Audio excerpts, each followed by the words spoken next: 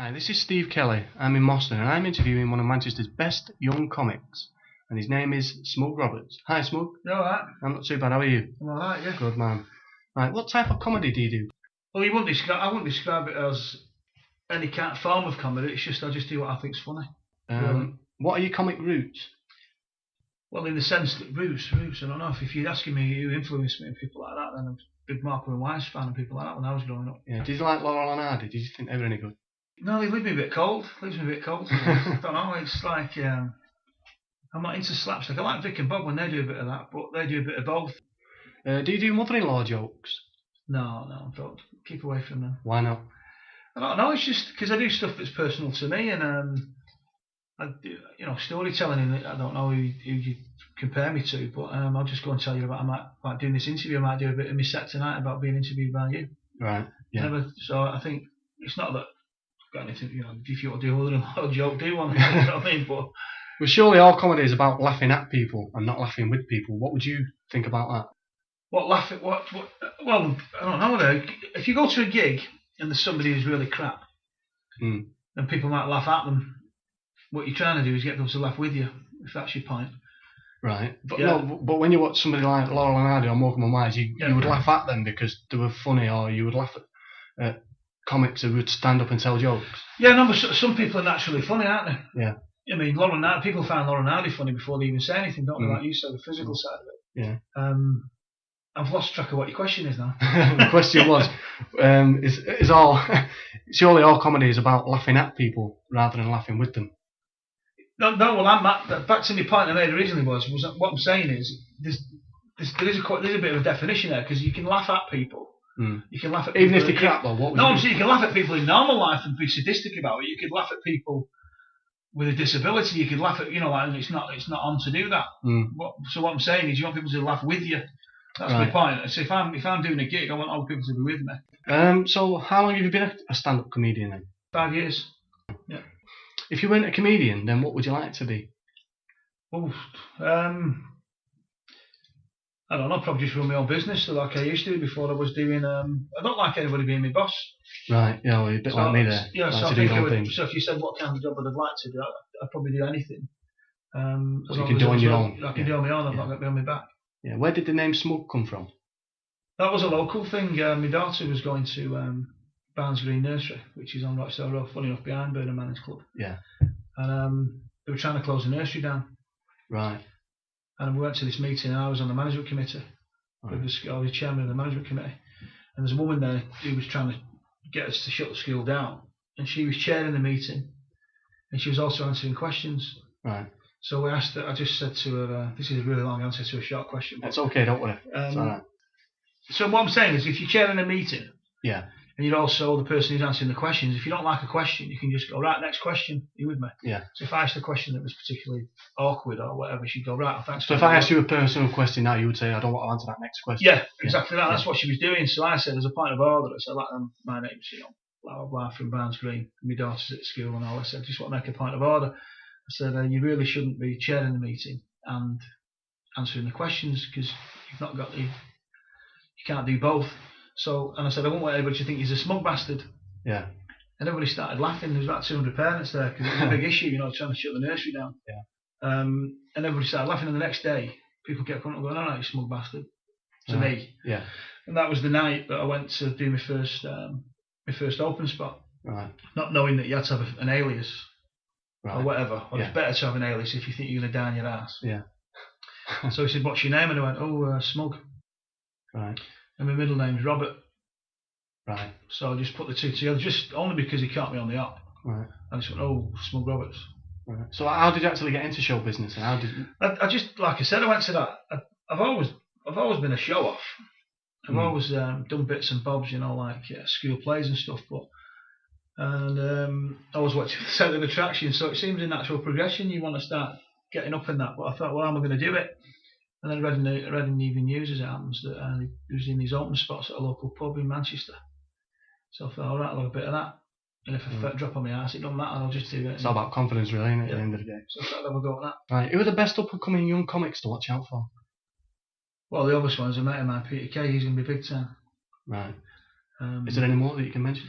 Yeah, you've got Tony Burgess, who's only 20 odd. He's writing for the 11 o'clock show. And his partner writing for him is Alex Boardman. He's another top comic. They're young and they're the sort of young and up and coming ones because they're only young, and that's the definition of business at the moment. They've got a few years in front of them. Ones to watch out for is my own writing partner who's performing now is Archie Kelly. He did Elvis in the song and everything, but he's got a character called Jackie Valencio. Yeah. And he's doing really well, so he's one to watch. Right, yeah. And I seen you in a certain club in Manchester a few months ago, and you had some stand-up comics there. You had one that was doing impressions, a guy with blonde hair. You had a guy with short cropped hair as well. I can't remember the name. Was it Mark Green? Probably. Yeah, it was a young lad. He was a tall lad, but he was young. Did he have floppy hair? His hair was more. Did he do Kenny Dalglish impression and all that? I think he did a Kenny Dalglish. I think he did. Where was it at? What was the show? The show was at Bernard Manning's Club. I got a couple of free tickets. Oh right, yeah, it would have been Mark Green then, and Tony Skip. Yeah, you had some really good up and coming young comics. Yeah, they were on there. Tony Skip's another one. Yeah, Mark Green's a good impressionist. He was a good impressionist. And Tony Skip, he's a proper man. I like him because he's I like them both, but particularly Tony because he's a rum. Was it you that was in charge of all the acts? Yeah, I booked all the acts at Manning's. Yeah, that's what my job was to look after. So if you were to compare anyway, if he was at say Pontins or Butlins. No, it's only because I went into partnership with young Bernard. I was responsible on the business side. Right. Our duties fell between the two. Right. Bernard would do the beer and the business side, and I did all the comedy and all the booking. So, but if you worked here in this club, you would be a comedian. They just booked me for the night. Yeah. Right, okay. Who is your favourite comedian and double act? Well, I've mentioned Morecambe and Wise. Yeah. But if I had to go for someone who was alive, it would be Vic and Bob. I really like Vic and Bob. Don't you like any single comedians? Yeah, well, no one's going to answer the question. They're my favourite double acts. Right. But my favourite comedian is John Thompson. Right, I've never heard John of Thompson's off the Fast Show. You know who does Nice and all that. And all that. Yeah, I've seen. And he's an actor as well, but he's the only person that I've ever paid to watch. Right. I actually know John now, which is a bit of a name drop, but he's a good lad as well. Well, that's the idea. We want names for people. I seen Phil Cool once in the Palace Theatre. Well, I know Phil Cool. Yeah. Because you mentioned we were going to go on to talk about the Juicy Bridge. Yeah. The landlord of the Juicy Bridge is a good mate of Phil Cool's, and we met through that. And Phil Cool started doing what they term the alternative circuit. Yeah. So he's a very funny guy, though, Phil Cool, isn't he? Yeah. Well, I've never really got into his stuff because I've never seen him like it when I was a kid going to football dudes, presentations, and he was on the Golden Garter and all that, Willows and all that. So I've seen him on the telly and all that, and I used to love when he first started out. He's another one who started out at the Green Room and all that in Manchester. Right. Years ago. What are your plans for the future? Well, I'm doing a tour. I've never done a tour before.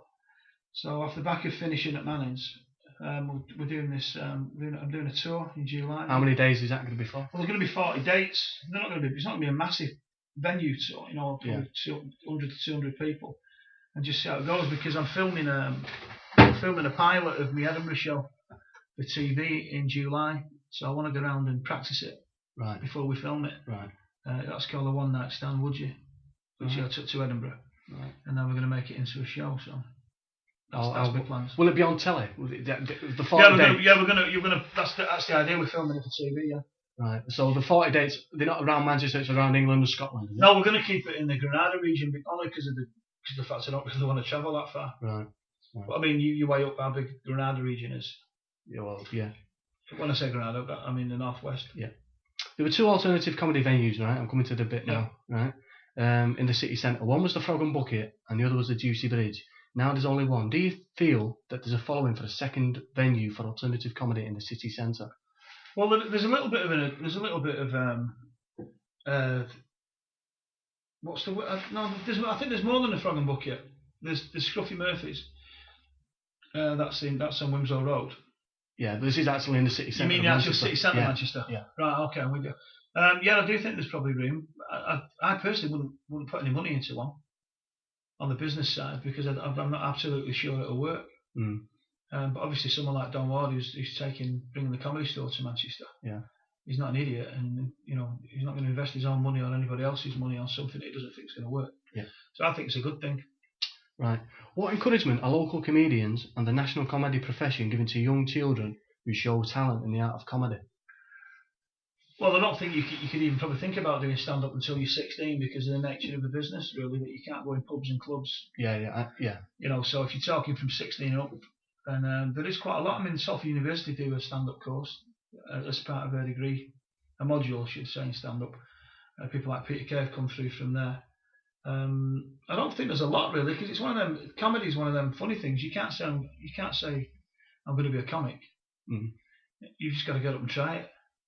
You know, like me and you could say, I want to be, for instance, yourself, if you're making head rolls into being a journalist, interviewing and written word. And I think you've got to start looking at, there's actually a career path for you to follow, and you can get qualifications and everything else. But with stand-up, you've just got to do shit gigs for 5 years. Yeah. 50 quid a pop or whatever, and just get as many open spots as you can and stuff like that. Well, that brings me nicely on to my next question. Is there any advice that you could give to people who want to become comics? Just have a go. If you like I did, it was only like so I just thought, well, I was watching the telly and I thought, oh crap, the ones I was watching, not so much crap, but I could do better. I thought I could do better.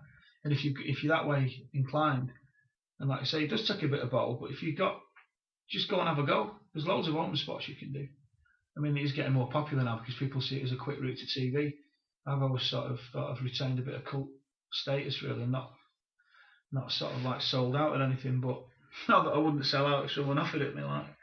But back to your question. I think there's just have a go, get a beginning, a middle, and end to a set, and get up and just do as many as you can. Do you have any ideas on what you think is the best type of comedy? Because I remember Ken Dodd was on telly a few years ago describing people like Max Miller, and people like that were doing different, like you had stand-up alternative, you have comedy actors like Richard Wilson.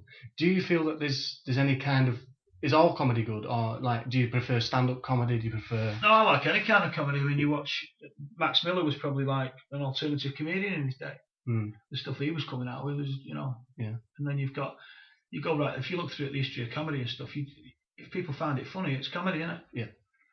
There's a fine line these days, I think, between comedy and drama. When comedians start writing stuff that's classed as a comedy show and it falls into drama, because they're not.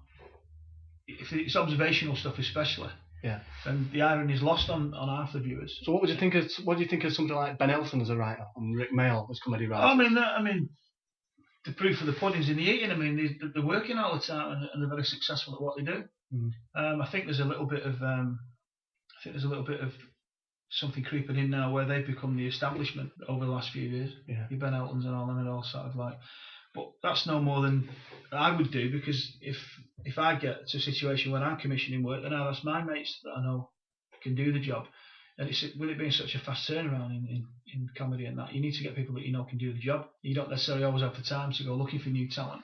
If someone comes along, you grab it. But in your act, do you use something that they call recall, where you would say something and then 5 minutes later you'd come back to that?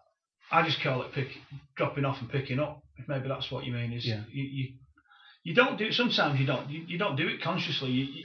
We could be talking now and I could be telling a story, and the audience pick up on it, because if you come back, it's just like coming back to something you spoke about. Yeah. I always go off on one in the style of it. Like a lot of comedians do it. You start telling a story about going to the shops, and you say, "Oh, by the way, I forgot to tell you." Yeah. Billy Connolly's the best one for that, isn't it? Yeah, my little girl banged her head the other day, and I had to take her to the hospital. And I was at the hospital. Oh, I forgot to say, what? Sorry, and you go back to what you were talking about originally. Yeah. And the audience like that kind of thing, because you never know where you're going to go. Yeah.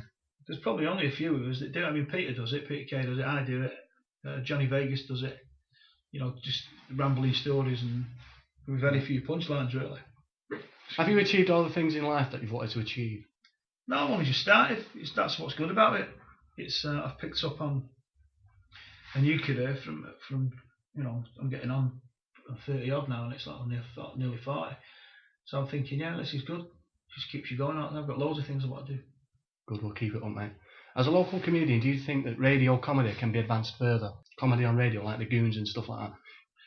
Yeah, well, I'm fortunate that I've been commissioned by the BBC to write a sitcom for Radio 4, which is like what you do is you write a pilot, and if they like it, they do it. So that's what I'm doing. I think I can do something different and something new on radio. But the BBC are really sort of clued up in that kind of thing, I think. The only problem is at the moment, radio-wise, is I used to do a lot of radio on independent radio at Key 103, and it was all character-based. But because of the drive for listeners and because of the commercial side of it, they're doing more music-based stuff. So there isn't as much comedy in commercial radio now. So you do have to go to the BBC to do it. Do you feel like there should be more comedy on radio? There's a lot on TV. Do you think there should be more on radio? I mean, having looked into it when I was working at Q103, the findings were, all the surveys they did, and all, and that sounds really political the way the politicians talk that, but they did quite a lot of research into it, and they know that comedy does sell. People listen if there's more comedy. I mean, I based my whole career on radio, because that's where Grandad came from. Yeah. You know, and then I did the characters on the radio, you do the voices, then you dress up as him, and then you start, you know. Yeah. So the answer to your question is, yeah, I think there should be more comedy on radio. So how could that be advanced further? And how could people make comedy on radio? How could they make it work on radio? Well, it's a different medium altogether, radio, because obviously, because it's not visual. Yeah. So you've got to start. It's a lot better because you can do loads of things on radio that you would obviously not do on TV, only because of finances. Because when you listen to radio, you can be sat there having a cup of tea at home or whatever, and you can paint pictures. I can say I'm walking into a gambling den in New York, and Al Capone's there. Now to do that on television would cost them thousands and thousands of pounds, but if I'm doing it on radio, you can just, the listener will immediately imagine me going in there with some sound effects and everything else. Right. So it's a bit like cartoons. You can do anything you want. Tom and Jerry can stretch the neck 3 foot long and twat someone over the head with a pan. With radio, you can do exactly the same thing with a few sound effects and using your imagination. Right. How has radio itself influenced your career? Well, I've probably just preempted that because like I say, I started out in radio. Started out doing stand-up, and then luckily I met Pete and Jeff, who are now working at Virgin, and we just hit a rich vein of stuff. You know, we ended up having a really good 3 years out of it. So yeah, I would say that radio was really important in my career. Good. Did you think that meat pie and sausage roll would be such a big hit? No, not at all. It was just a piss take at the start because, like I said, I was doing the radio with Pete and Jeff, and we just came up with the chant meat pie sausage roll, the Grandad thing. And I just put it down on a track, and I got a friend of mine who plays bass to do a little bass track with it. And we actually played it on the radio, and then people started going, "Oh, that's all right," so we laughed. Because I was already doing it. I was already doing these like, "Where's my wee smelly sugar puffs?" and all that things that all the taxi drivers loved and all the kids loved. And then it was just a kind of, it wasn't. I didn't sit down and go, "Right, I'm going to make a record." We just did it as a jingle, and the only jingle we had was meat pie sausage roll. Come on, Oldham, give us a go. Got a car. Yeah. And that's all we did. And we turned, and then Archie, who I spoke about before, I asked him if he'd come and help me, and we collaborated on a song, and he wrote the verses and stuff, and we put it together, and it became a song. And then it was near Christmas, and everybody just started going, "Oh, we want one." So me and Archie ended up buying a couple of thousand tapes out of our own money, sticking labels on in our front room. And then we brought in Steve Coogan's brother, Martin Coogan, who did the music for us, because he's got his own studio. And we put this song together, did it, and we sold 2,000 tapes in 3 hours at Q103 and at Oldham. It just went bananas, and then we got another 2,000 done, and we sold them straight away. And then again, the power of radio. Ian Cheeseman, who works at the BBC, BBC GMR, he played it, and then Radio 4 got hold of it, and they played it on the news, Radio 4 News. And I always remember it because this really posh woman came in and said, "We've got a new record." And I said, "Really? What's it called?" You know. And she went, "It's called meat pie, sausage rolls, corn and like that." The next thing, the press went bananas. You know, like we had every single paper got in touch with us. And then off the back of that, what was really weird was that every single record company got in touch with us. Warner, Sony, like all the massive names and all that. And like I said before about cashing in, I just thought, bollocks to that, we'll make some money. And Warner signed us. We actually got a recording deal with Warner Brothers, which is like. And so the answer to your question is no, I didn't expect it to go that far. Did it go in the chart? What number did it reach? Yeah, we got 40 odd it reached. Yeah, we're actually in the Guinness Book of Hit Records now. If you want to look it up. I will do, don't worry. What would Grandad Roberts have to say about this interview, do you think? He'd probably call us a load of ponces, you know, like posh, because he hasn't really got his head around it, all this radio stuff, because he's very, very abrupt. he probably used to say, "Shut up, dickhead! I'm not talking to you." That's probably what he'd end up doing. Is there, before we finish, is there one question that you've never been asked that you've always wanted to be asked? Yeah, did you come? Did you come?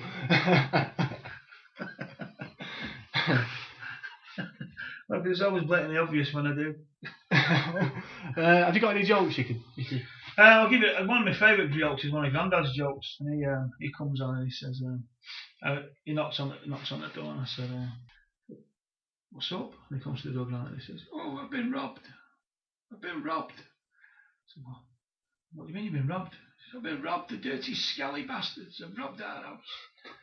So, "Well, what have they done?" He said, "They've got in the house. They've nicked everything. They've nicked everything. They've nicked the Betamax. They've been in the kitchen. They've nicked the pot noodles. They've nicked the Twixes. They've nicked 3 packets of crisps and a Swiss roll."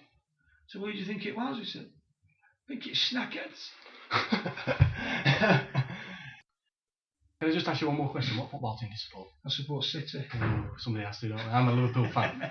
Well, I don't mind. I mean, a friend of mine used to play for Everton. He's a local lad, John Anderson. And I've had many occasions down in Liverpool going to Goodison and to Anfield. And I was always a bit of a Liverpool supporter when they were playing in Europe and stuff. Yeah. Because City haven't, as you know, been prolific in Europe. I don't know. Well, City were the first. Were they the first?